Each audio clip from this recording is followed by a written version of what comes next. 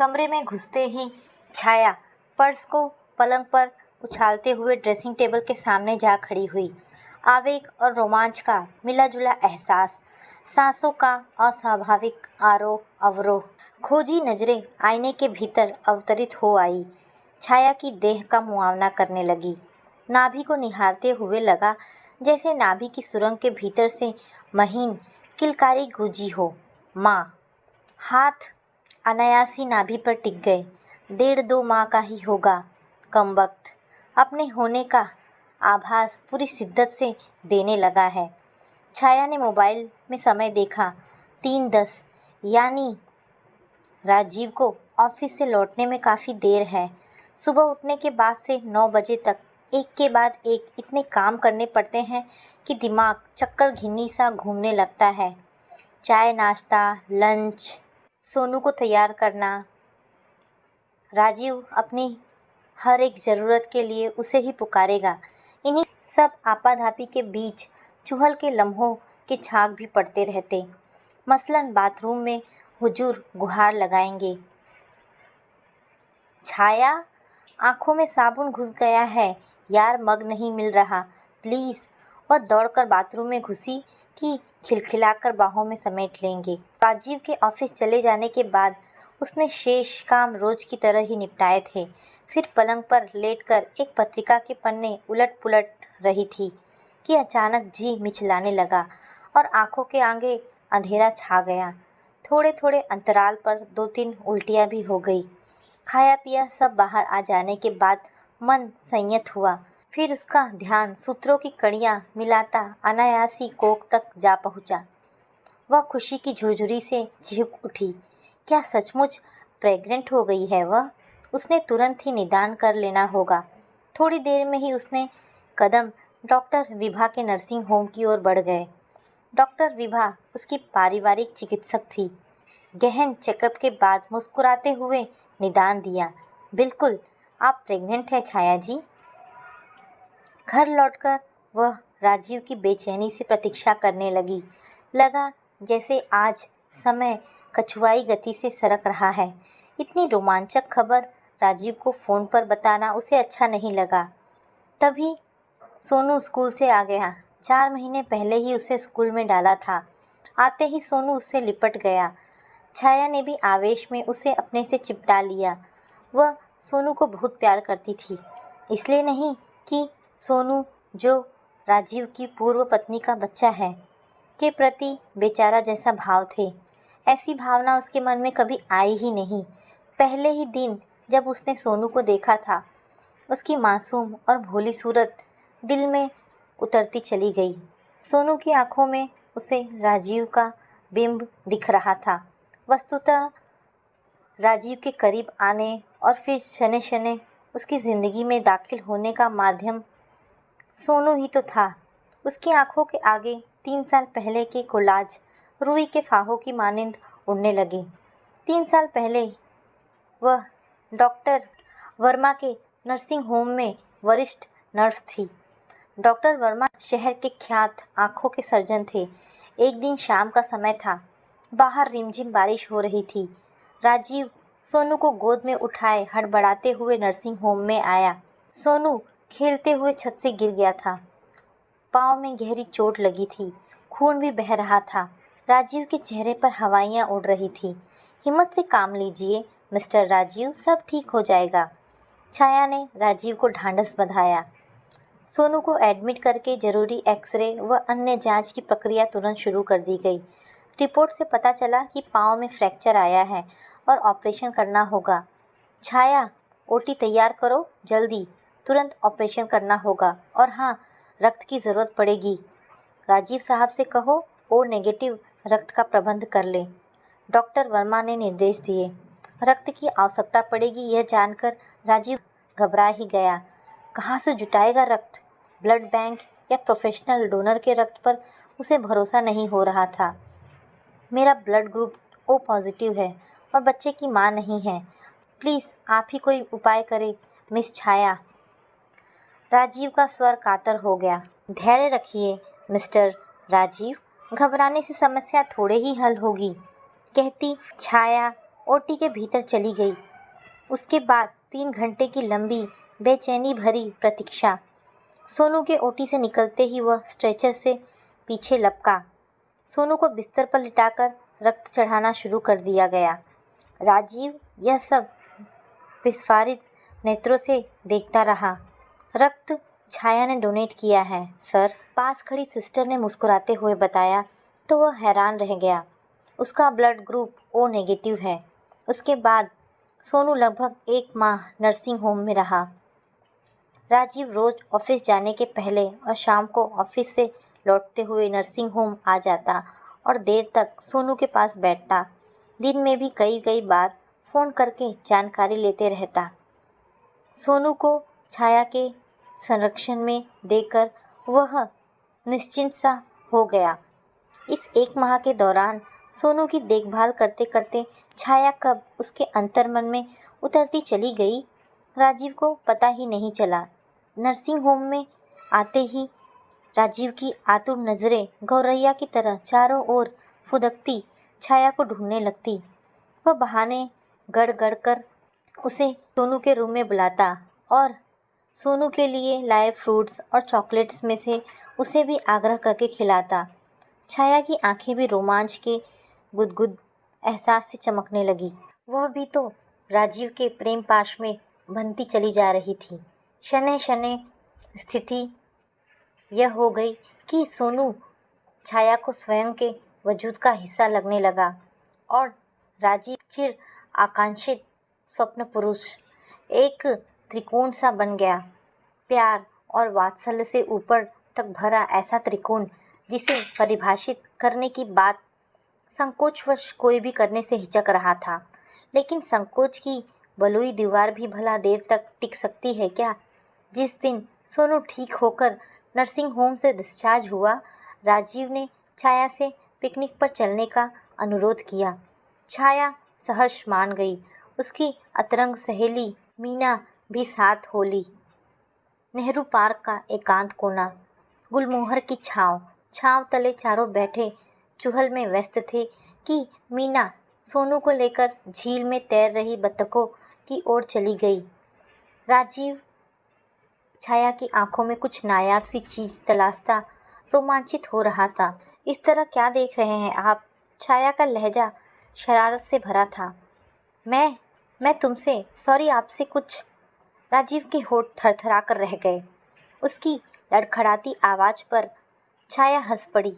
Sorry नको, तुम चलेगा, पर ये मैं क्या है साहब? जो भी कहना है एक एग्जीक्यूटिव के रोबदार लहजे में कहिए ना। छाया क्या तुम? राजीव संकोच से लरसते हुए बोला। मेरा मतलब है, क्या तुम जिंदगी के इस सफ़र में मेरी हमसफ़र बनकर साथ साथ चलना पसंद करोगी? ओह राजीव, ओह। छाया का भी सारा संकोच एक पल में ही ढह गया।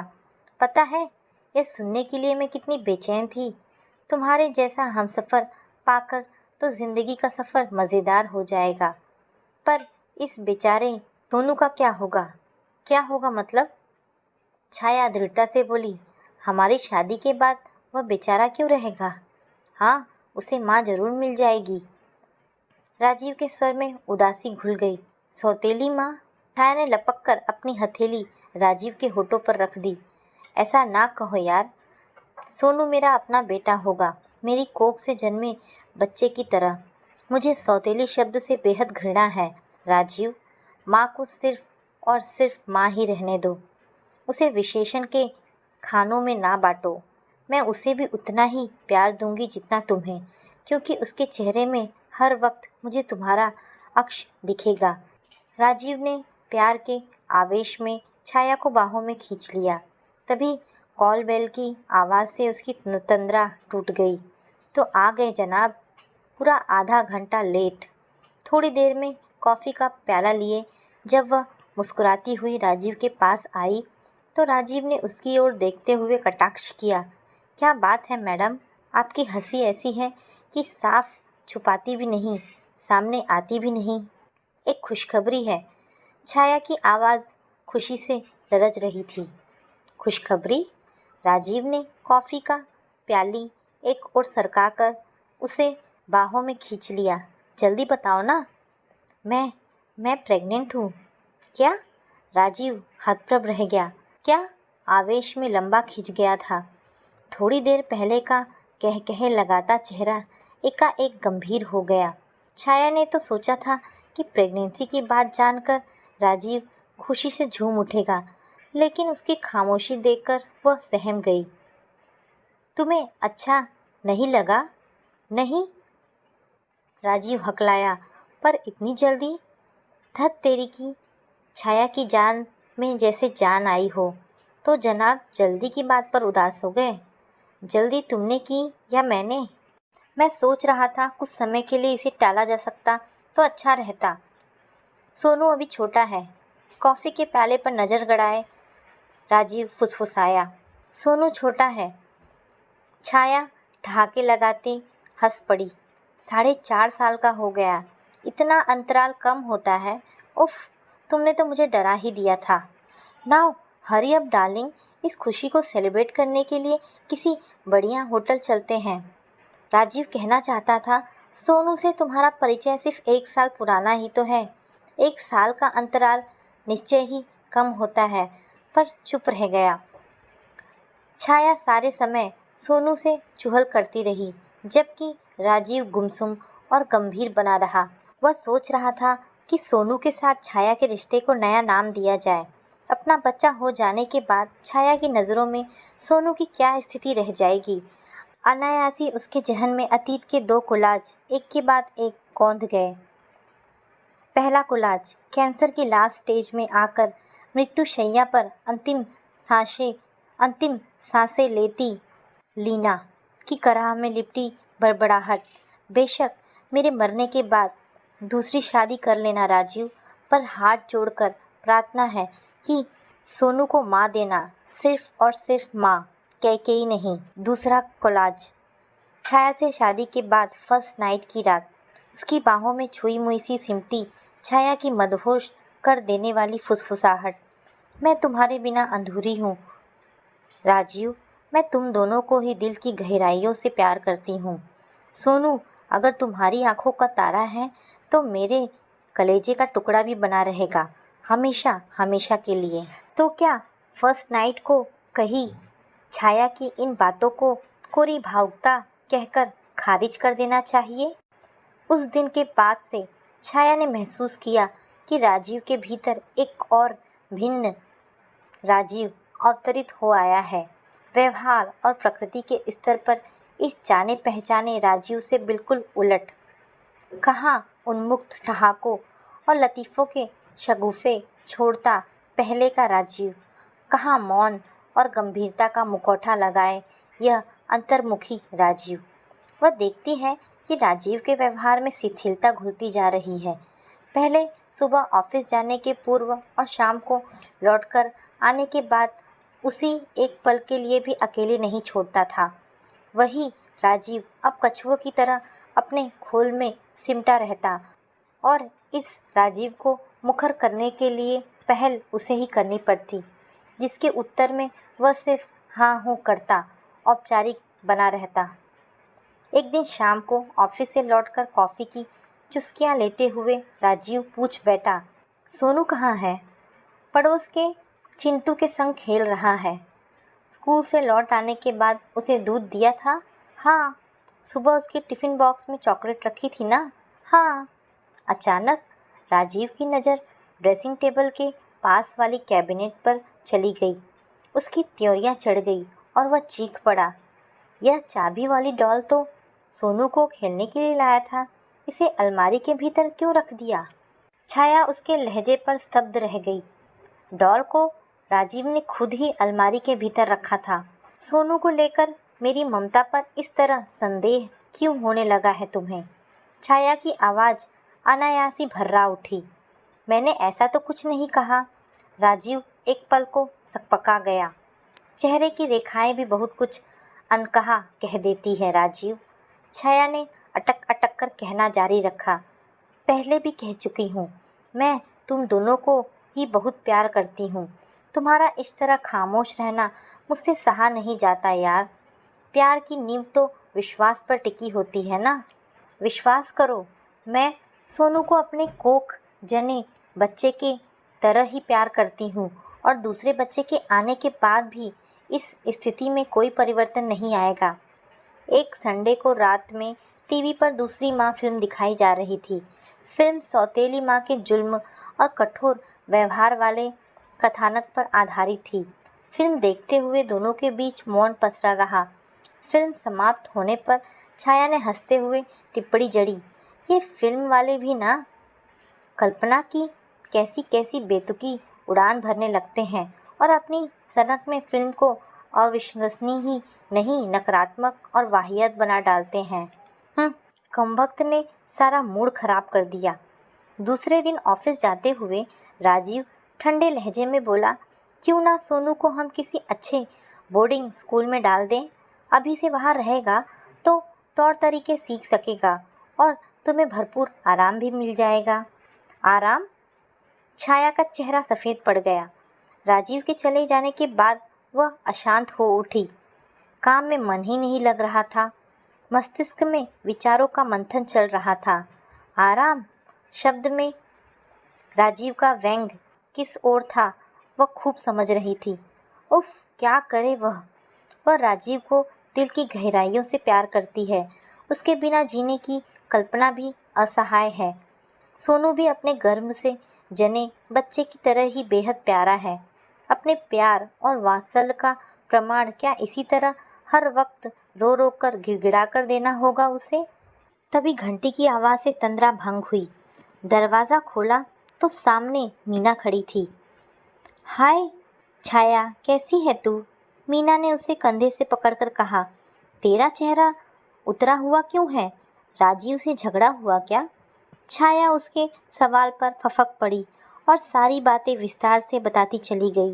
राजीव और सोनू के प्रति उत्कट प्रेम, प्रेगनेंसी की बात पर राजीव की असहजता, सोनू को लेकर छाया के व्यवहार पर संदेह। बेशक राजीव खुलकर भले ही ना कहे, पर उसके रूखे स्वभाव, रूखे हाव भाव से स्पष्ट है कि उसे प्रमाण चाहिए। प्रमाण अपने प्यार का, समर्पण का और अपने वात्सल्य का प्रमाण कहाँ से और कैसे जुटाऊं मीना? क्या नारी की अपनी कोई स्मिता नहीं होती? लोगों को क्यों उन्हें विमाता में सिर्फ कैके ही नजर आती है, पन्ना नहीं? युवावस्था में ही विधवा हो जाने के बाद ससुराल और पीहर दोनों ही ओर से प्रताड़ित होकर निर्वासन का घुटन भोगती मीना छाया की व्यथा सुन कर तड़प उठी। तेरे इस कदर पागलपन की सीमा तक के समर्पण का क्या प्रतिदान मिला तुझे? संदेह और अजनबीपन की सलीब ही ना, जिस पर हर पल टंगे रहना है। कभी ऐसे ही पागलपन के दौरे से मैं भी गुजर चुकी हूँ रे। लाख प्यार का दम भरे पुरुष, उसके अंदर का मैं कभी नहीं मरता, जो हमेशा अधिकतर की चाहत रखता है। वो प्यार की सांद्रता को क्या समझेगा? तेरी समस्या के बस दो ही हल है। छाया उत्सुक निगाहों से मीना की ओर देख रही थी। पहला तलाक। मीना एक क्षण के मौन के बाद फुसफुसाई। मैं जानती हूँ यह तेरे लिए संभव नहीं, क्योंकि तेरे भीतर गहरे तक ठुसी राजीव के प्रति विक्षिप्त दीवानगी ऐसा नहीं करने देगी तुझे। दूसरा हल जो ज़्यादा सरल है वह है अबॉर्शन, यानी गर्भपात। नहीं, छाया के कंठ से हल्की चीख निकल गई। चीखो नहीं, चिंतन करो। सिर्फ गर्भपात ही राजीव के जहन में भरे शक और अविश्वास के धुंध को काट सकता है, और कोई विकल्प नहीं। मीना मुंह बिचकाती उपेक्षा से हंसी। स्वप्न पुरुष, हा हा हा। मीना के चले जाने के बाद छाया बिस्तर पर निढाल होकर पड़ गई।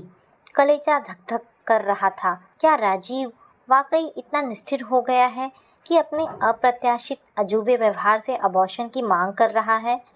गर्भ में तीर रहे भ्रूण के निर्माण में उसकी भी तो बराबरी की हिस्सेदारी है कि नहीं? दिन इसी ऊहापोह में बीतते रहे।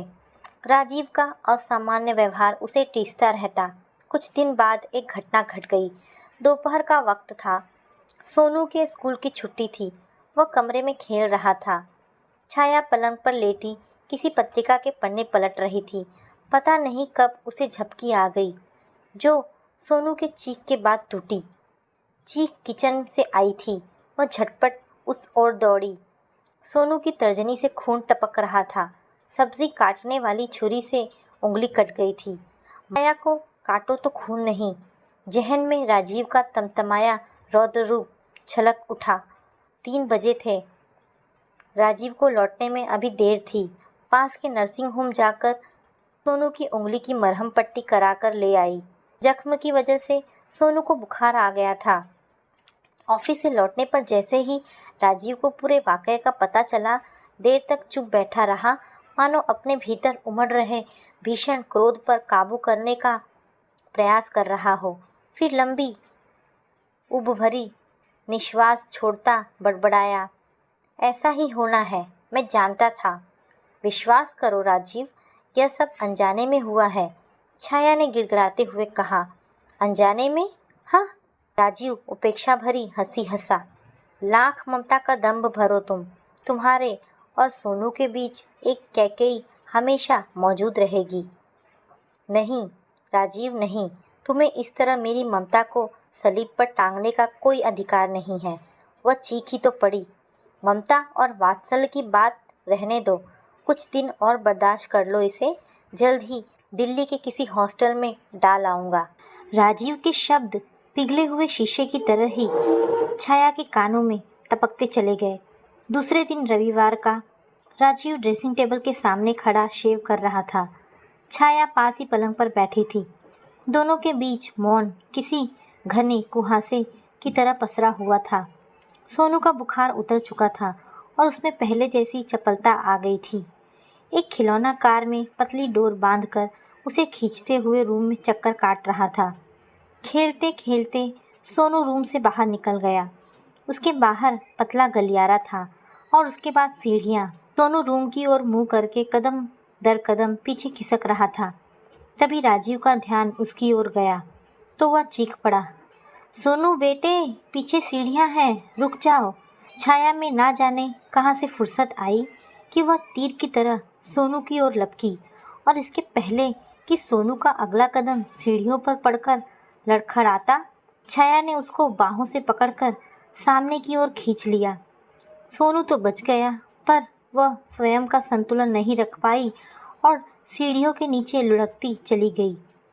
चिर परिचित नर्सिंग होम, गायनी विभाग का ओटी के भीतर की सिहरा देने वाली शमशानी खामोशी का कोहरा लपेटे अष्टावक्री टेबल पर सुलग पड़ी छाया की देह।